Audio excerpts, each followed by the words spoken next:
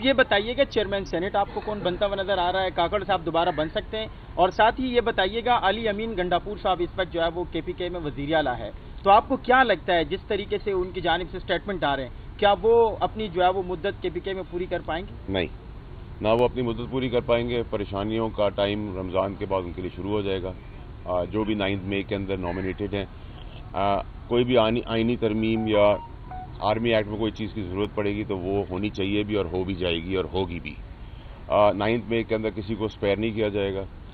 जहाँ तक आपने सेनेट चेयरमैन की बात की, अभी तो फेवरेट हॉर्स पीपल्स पार्टी के कैंडिडेट होंगे। जहाँ तक आपने काकड़ साहब की बात की, नामुमकिनात में से तो कोई भी चीज़ पाकिस्तान में नहीं है। अच्छा, जो 11 बजे ओथ ले सकता है और वही 11 बजे जेल भी 11 बज के 1 मिनट जेल भी जा सकता है। ये तो पाकिस्तान की तारीख रही है, तो उस तारीख के हिसाब से चला करें।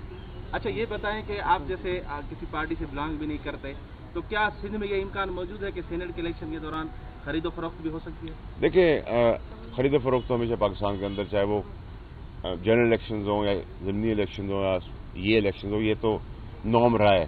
तो आज मैं आपको इस पर आके नहीं कह सकता राइस के अंदर कि आज पाकिस्तान में दूध की नहरें बांध दी हैं और आइन और कानून के हिसाब से सब चीज़ चल रही हैं। ये तो पाकिस्तान की बदकिस्मती है कि हमारी डेमोक्रेसी शायद उस हद तक इसलिए भी नहीं पहुंची कि हमें 100 साल नहीं हुए। जिन मुल्कों को 100 साल कवर हो गए उनमें डेमोक्रेसी बेहतर है। हमें 100 साल से थोड़ा टाइम बीता दूर है, हम तो शायद जो लकूने हैं वो टाइमली ठीक होंगे। अच्छा फैसल साहब, ये बताएं कि पाकिस्तान पीपल्स पार्टी कितनी देर तक मुस्लिम लीग के साथ रहेगी? 1 साल, 1.5 साल? देखिए, मोजाती तौर पर अल्लाह की मदद आ गई तो 2 सवा 2 साल होगी, फिर वो खुद मैदान में होगी, स्टीयरिंग व्हील पे होगी। ये मेरा एनालिसिस है, क्योंकि एक तो ये हस्बे हाल हस्बे ज़रूरत दोस्ती है।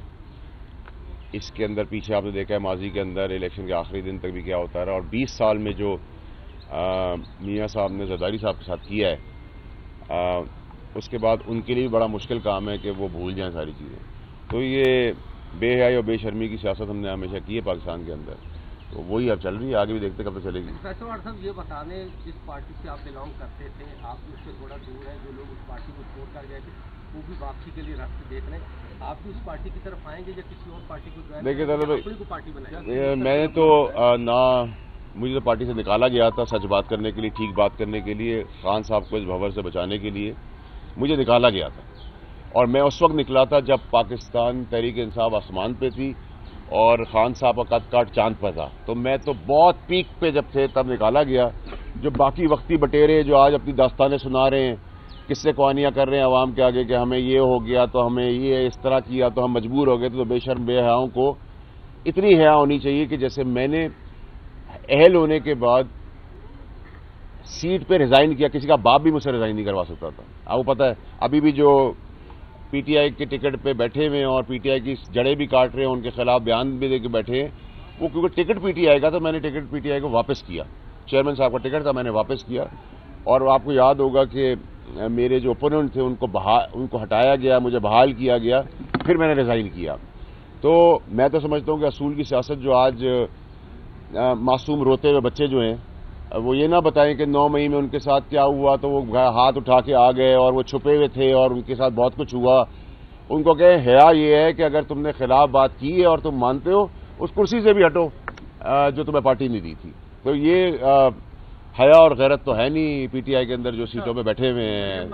आपने कहा कि वो बोझदार 2 साबित होंगी, वो तो बड़ा अच्छा जा रही है, बड़े बड़े फैसले कर रही है सेहत के, तालीम के मैदान में, और बड़े बड़े पैकेजेस उसने अनाउंस किए हैं, वो तो पॉपुलरिटी उसकी बढ़ रही है।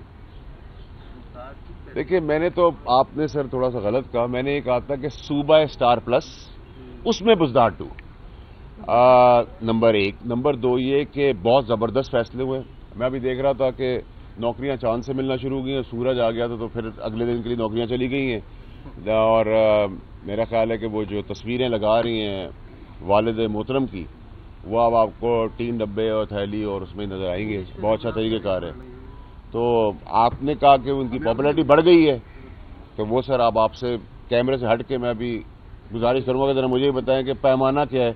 अगर उनका ग्राफ बढ़ गया तो फिर तो मैं आसमान फाड़ रहा हूँ। साहब, ये बताइएगा कि जीएचक्यू में तमाम तर जो है वो, एक मिनट, जीएचक्यू में तमाम तर जो सियासी कायदीन है उनको बुलाया गया था, बशमूल मियाँ साहब भी, वो भी जीएचक्यू गए थे और गिलगित बल्तिस्तान के इशूज़ पर जो है वो उन्हें ब्रीफिंग दी गई है। आप क्या समझते हैं कि सियासी जितने भी कायदीन हैं उनको GHQ में जाकर फैसले करने चाहिए या पार्लियामान के अंदर फैसले करने चाहिए? मैं आपको नंबर देता हूँ DG ISPR का, आप उनसे रुजू करें, वो आपका फौजी सारे सवाल करेंगे। मैं तो मजाज नहीं रखता कि जवाब दे सकूं। साहब आपकी जो है एक बार मुलाकात हुई थी जरदारी साहब के साथ। एक दफा नहीं, आपने रिपोर्ट एक दफा की, कोई तस्वीर एक दफा बाहर आई, 100 दफा हो चुकी है। अच्छा बिल्कुल होगी। अच्छा ये बताएं कि भाई मैं जरदारी साहब का बेटा बनाऊं तो एक दफा तो नहीं मुलाकात करूंगा ना, 100 से लेके 1000 दफा करूंगा। ये बताएं कि आसिफ अली जरदारी साहब आपसे आपकी जो 100 मुलाकातें हुई और आपने कहा कि इससे तो बेटा नहीं हुआ, क्या आसिफ अली जरदारी साहब ने आपको पाकिस्तान पीपल्स पार्टी ज्वाइन करने की ऑफर की है? हाँ या नहीं? रोजे में हो, सच्ची बताना। हाँ या नहीं? देखिए मेरी अभी उम्र ऐसी है कि अभी अगर मैं 2, 4 और 5, 10 शादियां भी करना चाहूँ तो उसके लिए हाँ होगी। हाँ।